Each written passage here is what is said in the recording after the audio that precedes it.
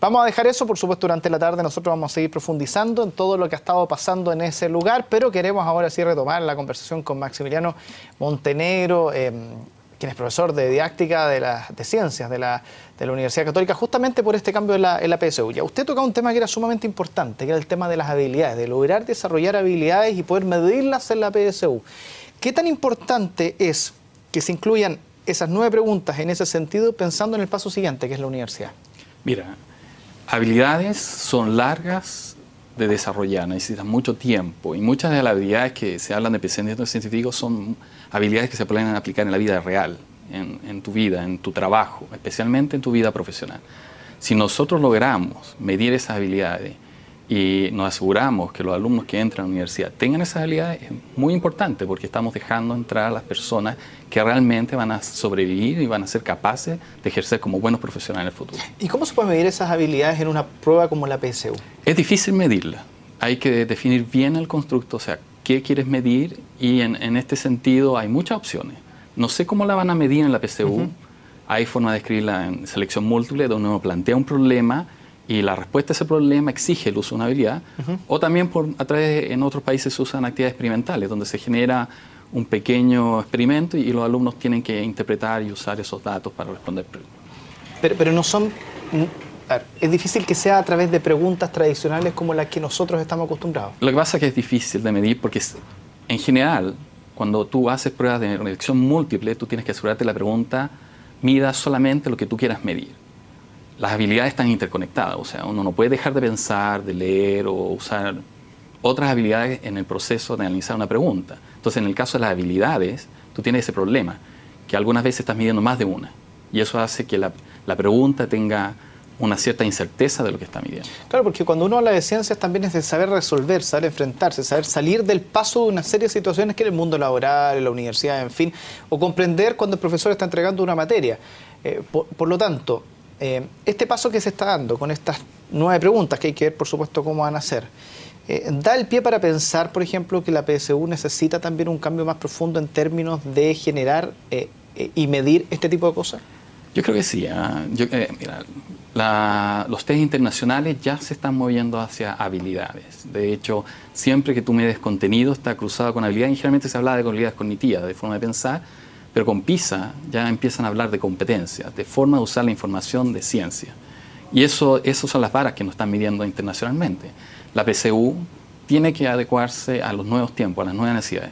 Si pensamos que las universidades están formando los futuros profesionales, entonces tenemos que asegurarnos que esos futuros profesionales tengan las habilidades adecuadas para ejercer.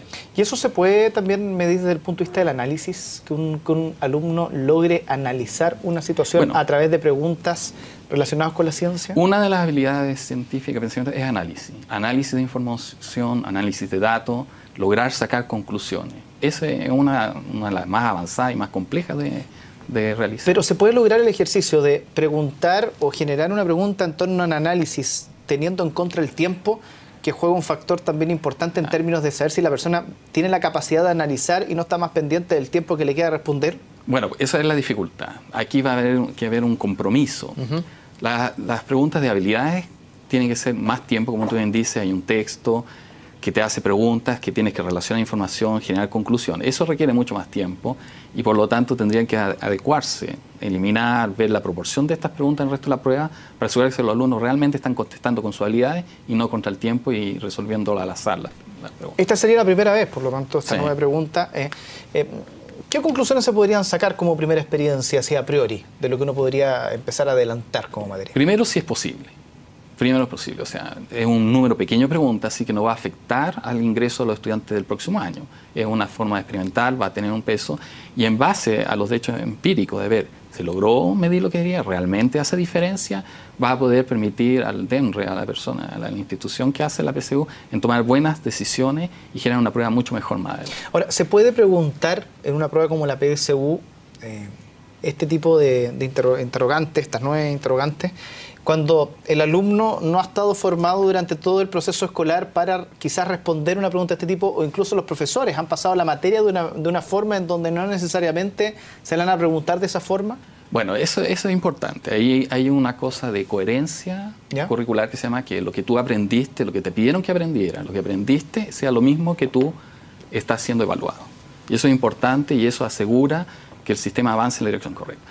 Y eso está relacionado con la equidad, digamos, en el sentido de equidad, que todos tengan acceso al mismo conocimiento y sean preguntados eso. Sin embargo, hay otra cosa, el acceso. O sea, las habilidades de pensamiento científico están en el currículo desde el año 2005. Están explicitados en el ajuste 2009. O sea, son habilidades que deberían estar desarrollándose. Lo que pasa es que no se han hecho hincapié mucho dentro del aula porque no había un instrumento para evaluarlo. Entonces, lo que no se mide no se evalúa y no se enseña al final.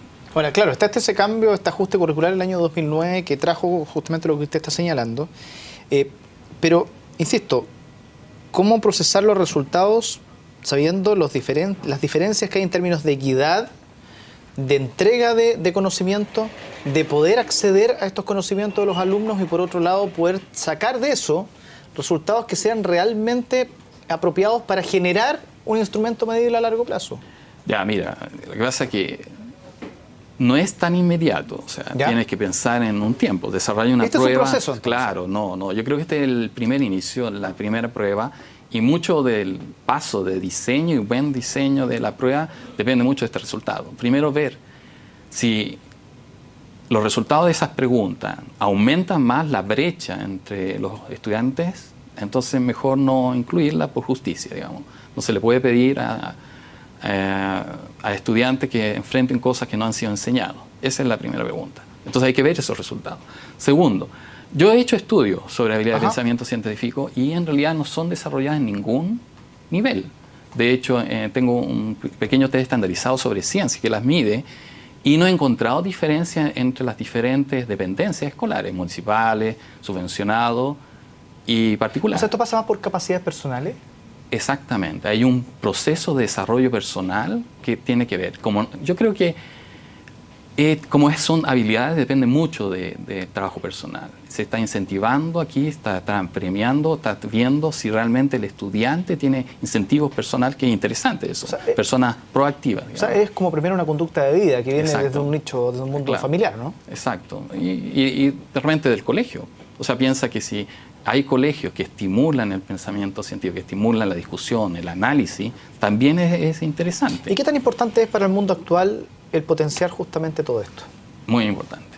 Te digo, en este momento en el mundo hay una gran necesidad de científico y tecnológico. El desarrollo tecnológico y científico está asociado al desarrollo económico. La gente, los futuros trabajos que requieren capacidades rutinarias de memoria están decayendo en el mundo. Lo que más se necesita es mano de obra con capacidad de análisis, de creación, creatividad, de innovación. Es una necesidad que está surgiendo y que debemos desarrollar nuestros estudiantes, porque si no van a estar en muy mal nivel comparados a otros trabajadores del mundo. Se lo preguntaba porque más. generalmente lo primero que uno saca después de todo este tipo de pruebas es que hay un análisis muy cuantitativo de los hechos y no tan cualitativo. Entonces por ahí se genera como un contrasentido, en cierto sentido, de cómo se ha venido midiendo y el vuelco que se crearon, ¿no? Lo que pasa es que no hay que, en ciencia, yo creo que no tenemos que quedarnos solo en lo cuantitativo y lo cualitativo. Son dos caras de la misma moneda que uno tiene que trabajar en forma conjunta. Lo cualitativo te hace surgir estas preguntas y yo creo que eso fue que surgió esto de la habilidad de pensamiento científico dentro del currículum. Ahora viene lo cualitativo.